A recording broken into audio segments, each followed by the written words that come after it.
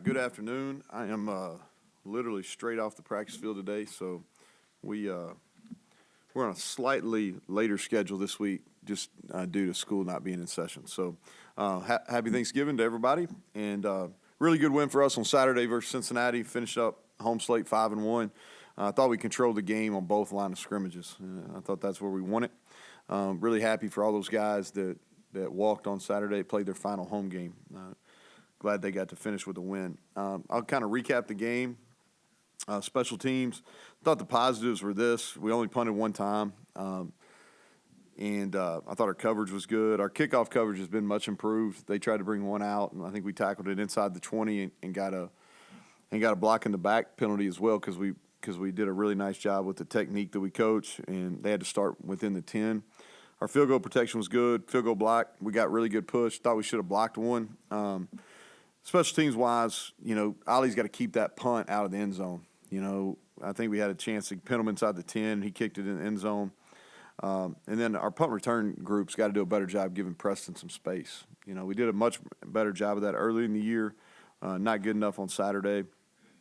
Defensively, I think the positives, fast start, 4 punts to start the game.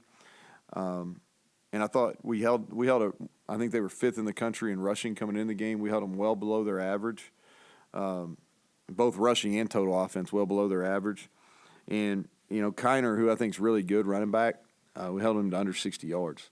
And so I thought our run fits were really good. I thought we got a bunch of hats to the ball. We still missed some tackles, but we had guys there to cover it up. And we got improved. We didn't finish very well in the fourth quarter. And so we had some different guys out there, but we still got to play the way you're supposed to play. And then we got to get some takeaways. They did not turn the ball over. And we had our hands on two big missed opportunities on interceptions that both of those may have resulted in points. So offensively, positives, we ran the ball for 424 yards and averaged 9.8 yards per play. And so held the ball for 35 minutes, 8 of 11 on end-of-possession downs. And so a lot of explosive plays. The things that weren't good enough, we had 2 penalties that killed drives. The first drive of the game, we're driving, we get a holding penalty, and then we miss a field goal. Second one, we get a tripping call, which was the right call on Jaheim, and then we throw an interception that the ball should have never been thrown. And so we got to clean up those things. But finishing up Cincinnati, players of the week, offensive lineman of the week. There's a guy that was really challenged all week. Probably had the toughest matchup on the entire field against their best player, and he graded out 95%, had 43 production points, 10 great blocks, 2 knockdowns, and Zach Frazier he played really, really well. And that'll be a game that'll help him as he gets into senior bowl and all the draft stuff. So special teams player of the week, we did special teams this week. We really didn't do anything that would necessarily change the game, but we didn't do anything that hurt us. But 2 guys that over the course of the last few weeks have done a nice job. First one is Day Hawkins. He's really disruptive on our punt block team in the middle, and then he's on our kickoff team. He's 270-some pounds running down on kickoff and does a nice job there. And then E.J. Horton, who's been a gunner on our punt team and running down on kickoff. He's first one down on kickoff, first one down on punt, doing a really nice job in those coverage areas. Our defensive player of the week, playing his last home game, Lee Koba had 10 tackles, a sack, a quarterback hurry, and really played a great fundamental game, his best fundamental game that he's had. Offensive player of the week, two obvious pick choices, didn't want to choose between, but Jaheim had 21 rushes, 210 yards, a touchdown, a reception for a touchdown of 75 yards, just a kind of a huge game for him. And that's been coming. He's been really productive here in the last month of the season, month and a half, I should say. Then Garrett with a bounce back, 11 rushes, 154 yards, 3 touchdowns, 12 of 19 passing for 210 and a touchdown. So big, really big bounce back game for him. I was happy for him.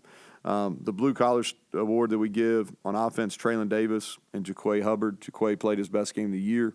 Played a lot of football here. He's really physical in the game. And then Traylon was really a key. We ran a lot of counter where he was the second puller, and I thought he played his best game. And defensively, Jared Bartlett played his best game. May not show up in the stat, but really big reason why we fit the run game so well. was how he played to the boundary. And we cleaned up some mistakes that he made, and he ran out and played really good fundamental and did his job within the defense. And then Ben Cutter played well. Only had 4 tackles on the day, but did a nice job spilling the football, getting it back to other people. And so our scout team players, C.J. Cole on offense, who starts on 2 special teams for us, turned into a really good special teams player. Scout defense player Corey McIntyre, who played in the game, really should have had a sack. But he's coming along. He's going to be a really good player here. I'm glad we get to redshirt him, but he's going to be a really good player. And then our scout special teams player is Teran Fitzpatrick, who's from George Washington down Charleston. And so he did a nice job. And then our Juice Award, our Energy Award, Grayson Malashevich, who's battled back from a couple injuries and back on our punt return team starting, but he had great energy in the game. So that's kind of a wrap-up on Cincinnati. Moving on to Baylor. I tell our guys, if you want to be a pro, this is the week where you're kind of in training. There's no class in session. It's just kind of football, and I guess the secondary piece would be food. But it's all football, and so we're going to go to Baylor. It's a tough place to play. You know, we haven't had a lot of success there as a program, and a lot of respect for Dave Aranda. You know, I think as a person, as a head coach, and as a defensive mind, a lot of respect for him. If you look at him from a special teams standpoint, first thing is their special teams analyst was here with us for 2 years, Tyler Hancock, and they're really good on punt. They've done a nice job of covering. Their kickoff returns have had several explosives. You know, they mix up the returners. And then their punt return's been the real bright spot for them. And they've got one of the receivers, number 34, Josh Cameron, and he's a big kid, man. He's 6'1", 215, 220 pounds, so bigger than your normal punt returner, but he's doing a really nice job, you know, and he's had multiple explosive returns. And then they've been they've ran a lot of fakes, field goal fake, punt fake. They've tried an onside kick. I mean, they've done a bunch of different things here in the last few weeks, so we've got to be aware. Offensively, Coach Grimes does a really good job. You know, they're unique in our league. Probably them and Iowa State are the most similar, but a lot of 12 personnel. They even get into some 13 personnel with 3 tight ends. Their tight ends have a multitude of skills. They do a lot of shifts and motions, and so I think alignment will be the key, the real critical point for us. And they've got a good wide receiver crew. You know, talked about the Cameron kid, number 34. Monterey Baldwin can really run. He had a big game against us last year as a true freshman. I mean, he's fast. And then the guy that's really came on is Jackson, number 11, and probably been their most consistent. And he can run, downfield threat. They've done a really nice job of passing the ball up toward the top of every passing stat in our league. And then they got 2 good running backs. You know, the Reese is really fast. He hurt us last year. Then they got the Dominic Richardson that transferred from Oklahoma State, and he's a really tough, hard, physical runner. Defensively, like I said, a lot of respect for Dave. He's done it for a long time. We've played at multiple places. Their DC and I work together at Kentucky. Matt Pallage, he's a really good football mind. For me, it starts with their D-line. They're extremely well coached. They got great size and length. They rotate a bunch of guys in there. They can rush the passer. You know, they're going to play in a lot of different fronts, a lot of simulated pressures, 4 or 5 man pressures, mix up their coverage looks, and it'll be a challenge. They're going to definitely try to confuse Garrett. Always have a really good third down package, and so the key for us is we've got to have a good week, you know, and then we got to handle the travel and handle playing at night down in a venue that we've struggled at. So we've got to be able to answer that. And we're playing, other than the Oklahoma game, we've played our best football down the in the last part of the season. We got to continue that and get better on Tuesday and Wednesday and go try to get our 6th conference win or 8th win of the season. So with that, questions, John, you start us off there, bud. I'm starting you off? Yep. Okay. Greg's down, Kevin's down. Bob skipped on Saturday, so you're up. Yeah, well, let me think of one. No, just overall, are you happy with where your offense is progressing with Garrett and the way you're been able to play off of different things with his running game and so forth? So if that Oklahoma game went still stuck in my mind, the answer would be yes. But like, you know, that was a setback for sure. But we're becoming kind of who I thought we would be when we kind of made this shift. Three or so games left in the year last year, where we're making it difficult to defend the entire field. From a run game perspective, from sideline to sideline. We're splitting the defense, doing a bunch of different things, off some base run plays, and then vertically getting the ball downfield. And so, and it's all dependent on how our quarterback plays. And he's played, other than the Oklahoma game, I think his level of play has continued to get better and better. And other than one real boneheaded throw the other day, he's taking care of the football. And so, I think there's things we can continue to get better at, but I like kind of where we're heading offensively. Real quick here, is it nice to be able to have explosives? You think of the baseball analogy, it takes 3 hits to get a run instead of a 3-run homer. You're starting to get those 3-run homers. Yeah, well, we have, and early in the year we were having these drives. It just took forever. Well, it's good for time of possession. Our defense isn't playing a whole lot, but it's hard because one negative play knocks you out, and so we feel like we've got some guys that can make explosive plays. Garrett is got by far the most, but Jaheim, CJ, and then Devin has shown the ability. Cole's shown the ability, but our young wideouts, those are the guys that I'm kind of excited about here as we finish up season heading into bowl prep. Traylon Ray, Hudson, Rodney, Preston's been really consistent, but I'm excited to see those young guys and how they finish up in the next 2 games. 10 years ago, would you have thought you'd have coached a team that rushed for 424 yards? And have you changed, or has football changed, or what's changed? Yeah, I laugh because a guy that coached me sent me a text the other day and said he was just laughing, because early on, we were, when I started doing this back in calling plays back in 2008, we had a really good run there. We were top 5 in passing for several years, and now to kind of flip it, we had a really good rushing year at Troy. My last year there too. Our starting quarterback got hurt, and we were a predominant run team. But it is. It's been kind of a 180. I think this is what this is best for this team. I think that and history's proven this too. Here is the most effective way to win is with a dual threat quarterback, and so. I think that, and the game's changed too. I think there's some changes in the game that that have pushed us to this point too. But if you asked me 10 years ago if we were, going to be 4th in the country in rushing, I wouldn't have probably didn't have the vision for that. But we've recruited well on the offensive line. Our quarterback is a game changer, and we've got multiple running backs that can play, and our tight ends have done a nice job. So, I think the pieces we have in place right now is we're utilizing them in the best way. To Bob's point, though, it matches the climate that you could encounter here too, right? Yeah, it's I think the climate is a factor. I think that taking advantage of the people that are drivable from a recruiting standpoint too. I think that's a factor as well. You mentioned it. Is it just coincidence that the really good West Virginia quarterbacks, Major, Pat, are dual threat? I mean, Skylar Howard even. Is it just coincidence? Yeah, I don't know. I mean, there's been some good passers too. Some, whether Geno or Bolger or Hostetler. I mean, there's been a little bit of both. But I think that, I think the dual threat. This is to me kind of where I landed on this. Last December is really kind of, if you go back and you look, it gives you a chance. Like, you don't have to be perfect.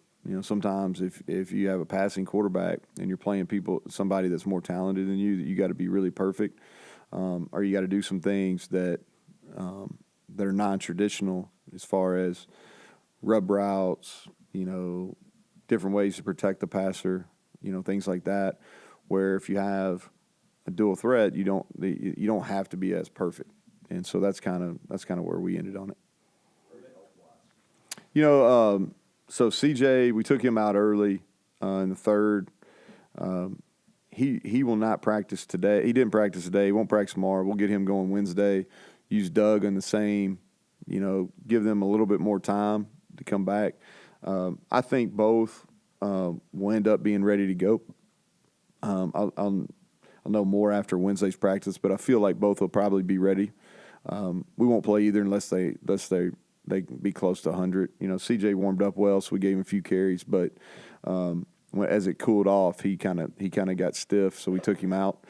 And then defensively, just trying to think, anybody in particular? Those are kind of the two. So Yates came out early in the game. He's going through a protocol. I think, I'm hopeful he'll be back. We'll see how the next 2 days go. You talked a couple weeks ago about the ball hawk rate stat and the aggressiveness and actually leading the country in that, but that it also shows you're missing turnovers. And then that was something you brought up as an issue in this past game despite the win. How would you evaluate that since that stat was put out there? Yeah. And then is there something you can do to try to change that? Or? Well, I think it just goes back to you got to catch the ball. And this is going to be overly simplistic, but two things. And while we're dropping interceptions, we're leaving our feet, which means we're jumping on balls that you don't need to jump for. And when you do that, anytime you leave your feet, your level of vision changes. And so if you're not a natural ball catcher, it makes it even more difficult. And so the other thing is our hands are apart, which is very elementary, but if your hands are apart, you got less chance. And so you got to if it's above your waist, you got to get your pointing fingers together. If it's below your waist, you put your pinkies together. And Dax and I work on it pretty standard. And those are really the reasons why we're missing those opportunities. And so has changed?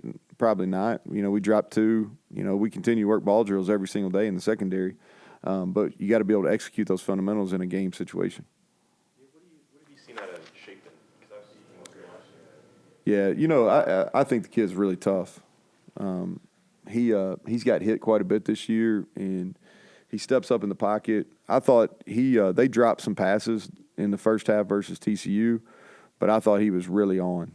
He had a couple balls on post balls that he hit guys in stride. He gets the ball out fast. You can tell he has really good control of what they do.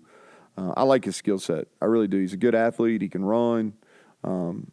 He probably hasn't gotten, because what their record is, he probably hasn't got talked about as much. But the kid can play. He can spin the ball. You had those 3 first plays all go to the true freshman, and it seems like that was by design. What about those 3 guys just add something else to this offense, especially as they continue to develop into November? Yeah, so I think they're guys that came in. Jaheim got here early, and so he was a little further ahead. They're all 3 really good friends, which is coincidental, but they're all good friends. I think they all got high talent, and they've worked and bought in. And so Rodney is a guy that multiple sport athlete. He's got to continue to get stronger. This offseason is going to be big for him. He knows that, and continue to work on his craft running routes. He hasn't had to do it a whole lot, but he's shown the ability that he can make plays with the ball in his hands. He can break tackles. He's really elusive, and when he learns and understands route running and he gets stronger, I think he's got a chance to be special. Traylon Ray's really come on. I say this every time we talk about him. He didn't get here until end of June, right? So he hadn't been in college very long. And so he's going to get – I think this offseason, like when we get into spring ball, he's going to be a really different guy as far as how he'll probably put on 10 pounds and he's going to get faster. And I think he's got a chance to be an elite outside receiver. And then Jaheim, it's starting to come together for him. And, he's not real tall, but he's strong. And he's compact, and he breaks tackles, and he's really shifty. And I think the offseason, what it's going to do for him is going to give him straight line speed. He's not slow right now, but I think he's even going to get faster. One more about the dual threat quarterback. Is that going to change your philosophy, or have you thought about that, about how you're going to recruit kids in the future to fit what you're doing right now? Yeah, it has. If you look at who we have committed, both of those guys are dual threat guys, and that's that. We're going to continue to stay with that. Improvements in season on offense? say you're doing your stuff better, or are you doing just better stuff? Just seems like you have more like bells and whistles, like noticeable plays that seem to work. So what really, and I think, and you may have asked this a couple weeks ago, but early in the season, once Garrett got hurt, we had to be really careful because it wasn't Nico's lack of ability to do what we're doing. He's more than capable, but we had to be really careful with running him because we didn't have anybody with any experience behind him, and so we had to go in kind of and be a lot more conservative than we really wanted to, even in the run game, as far as not doing a bunch of the read stuff and things like that could potentially put him at risk. And then I think as we've kind of moved through the season is, our comfortability with what Garrett can and can't do and an understanding of what he sees in the run game. And also I think that our running backs have made significant improvement. And you can look at yards per carry for each of the guys that's playing. I don't think our blocking's necessarily changed. I feel like we've blocked at a high level all year. Our tight end play's probably been better right at the point of contact. But we've blocked really well all year. What we're doing a better job of at running back is our paths on our to get to the line of scrimmage are better. We're doing a better job setting up our blocks, and then we're breaking tackles. And so I think those are probably the two areas at quarterback, just understanding kind of what he does best, and then making sure we have two healthy ones, and then our running backs just improving their play. And then from a game plan perspective, we are doing a little bit more. Again, I think that goes back to Garrett growing and us having a lot more confidence in him. About just putting a lot on his shoulders. When do you feel comfortable doing that? Is it after a period of time? Do you see things consistently? It just seems like a lot to say about someone. Yeah, so really we started like back in the spring, and he's kind of a trial and error guy. Like he's gonna yes sir, yes sir, yes sir, and then he says that, and I'm like we'll see if he really gets that or not. And so you trial and error a little bit in spring, and then you do the same thing kind of in your OTAs in the summer and then in fall camp. Kind of cautious in the Penn State game because I wanted to make sure that he had a level of success because, in that environment versus that defense in the first game of the season could have done some real harm, could have set him back confident level. And then we were getting ready to kind of break wide open and kind of do what we've been doing against Pitt when he got hurt. And I thought, he had kind of he had the Penn State game, had confidence coming out there. He practiced really well for 2 weeks. He threw those deep balls really well versus Duquesne, after the lightning break. And so his confidence was really coming along, and we were and then the injury hit. And then after TCU, once I felt like, okay, he's healthy, he can run, that's kind of when we were like, okay, hey, we're going to go, we're going to win games because of him. Yes, I was kind of just going to clarify that his health and ability almost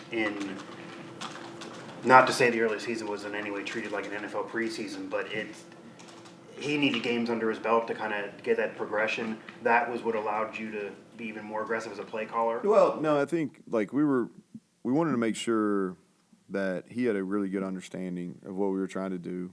I think that we were careful in the Penn State game because that could have been a real detrimental game to his confidence level because how good they were and in that environment.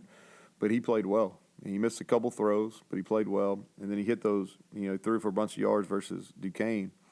And then after the injury, so going back to that TCU week, he didn't practice all week till Thursday, and so he goes out and plays, and played pretty well for not practicing. And I think for him, he was like, okay, I'm back. My ankle's fine, and I can do this. And he made some wild runs and a couple wild throws. Like if you remember that touchdown run he had versus TCU where he just pulled down and scrambled, that was by far like 4 or 5, almost a full 4 miles per hour faster than he'd ran in like 2.5 weeks. And so that was a wild run. And if you remember, we had a 2-minute drill right before the half. And it was one of those deals. We had like 30 seconds to go. And we could have just taken a knee, and I was like, and I told the guys on the headset, I was like, listen, we're gonna go try to score here. Let's see what he's got.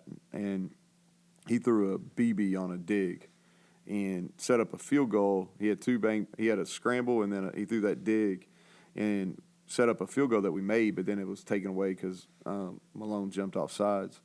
But really from that point forward, I was like, okay, all right, he's ready. Let's go do this. Real quick, Penn State game, you went inside and turned the noise up. Do you go inside and turn the heat up this week? Yeah, I haven't looked at the weather yet, John. Like, it's probably going to be warmer there than it is here. But you know, it's we practice inside today just because we're trying to keep them, minimal running. It's easier to kind of manage workloads inside. But if it's going to be warm there, we've done that before. We did that when we went out to Arizona for the bowl game, and we'll do that. This is more an NFL thing, but is this like a trap game scenario for you guys? The team with a bad record, and you don't want to overlook them at the end of the year. Yeah, I'm not sure we need to be overlooking anybody. I think to me it's just about finishing. This is got a singular focus this week. Only game. There's not any school stuff to worry about. And they've really dominated us down there.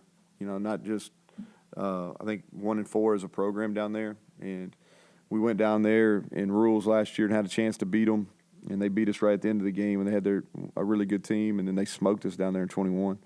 And so, we understand it's a tough place to play.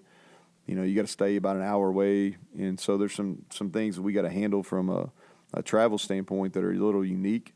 But for me, it's just for us, we got to continue to play well, and that's what kind of is that Oklahoma game's in my crawl. Not that we lost, but we just didn't play very well. And so for me, it's about playing good football, and that's really what the push is this week, to go play good football. Because this team is driven by either inexperienced or younger players, even though you do have some veterans. Do you have to have any conversation about, like, a lot of bowl projections are out there, certainly that you clinched being in something and kind of put that away? Because so what we talk about is really, there's a season for everything, right? There's a season when people are going to worry about NIL, and there's a season where they're going to worry about transferring, and there's a season where they're going to worry about bowl. Well, we're in the season of we have one game a week. We're in the regular season, and we have to have a singular focus on this week and simply playing our best. And, we didn't handle our last road trip very well, and so that's kind of an extra incentive there. But that's all we're talking. We're not getting very carried away with it. Mike, you had a question? Yeah. You only had 12 guys walk. I know that's not like a complete list, but that's a small number, I think. And then I know you said that you weren't sure, but like Zach's one that are there any others that are like you're sure about that they're gone, or is it that wide open? No, I think that, a lot of those guys are expired eligibility that walked. And here's how I handle this, and this is probably simplistic, but this is in a team meeting. I say, if you want, whoever's going to walk for senior day, you'll stay so I can talk to them and see who's going to walk. And then that's how we take who's going to walk. It's not, a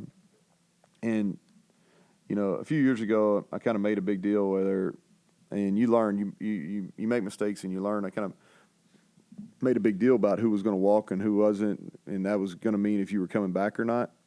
And so I don't think that's the best way to handle it. I made a mistake then, so now just kind of we'll handle all those decisions after the regular season as far as, who's coming back, who wants to use the extra year. But those are the guys that wanted to walk, like Doug Nestor walked last year. He came back. We had other people Dante did it twice. I call them senior day veterans. So just because somebody walked doesn't mean they're not coming back. But it just means that, I think that they're kind of thinking through what their future's going to be. I know this goes against the whole singular focus piece here, but when it comes to the transfer portal, what positions are you guys going to be focusing on? Ask me next week. Ask me next week.